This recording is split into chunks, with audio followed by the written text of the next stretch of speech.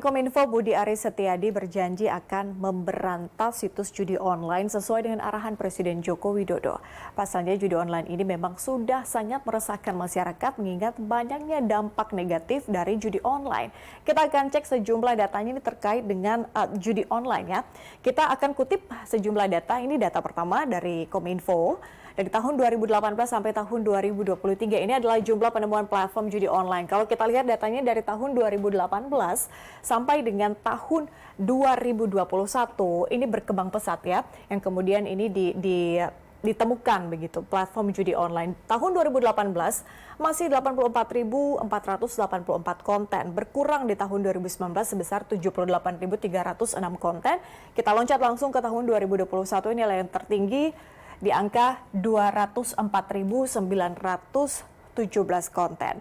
Kemudian di tahun 2023 artinya ini sekitar 6 bulan ya. Ini adalah penemuan platform judi online sebanyak 111.333 konten. Artinya ini masih akan terus berkembang.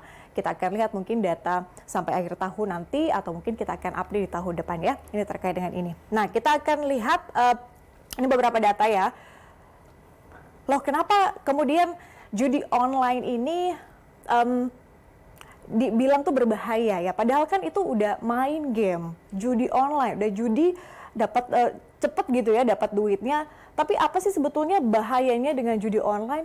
Kita akan lihat sejumlah datanya. Ini yang pertama, ini yang harus kemudian dipahami oleh pemirsa di rumah ya, bahkan termasuk saya, ini terkait dengan bahaya judi online. Yang pertama adalah menimbulkan kecanduan hingga merusak fungsi kognitif kepada otak. Jadi kita akan terus-menerus melakukan itu, kemudian yang kita pikirkan hanya itu, dan kemudian akan merusak begitu ya aktivitas-aktivitas yang biasanya kita lakukan dengan bermain judi online. Kemudian tidak bisa mengendalikan emosi dan menurunkan kemampuan bersosialisasi. Itu tadi saya sebutkan bahwa pekerjaan kita ini cuma main terus sampai kita lupa kemudian untuk bersosialisasi dengan orang lain.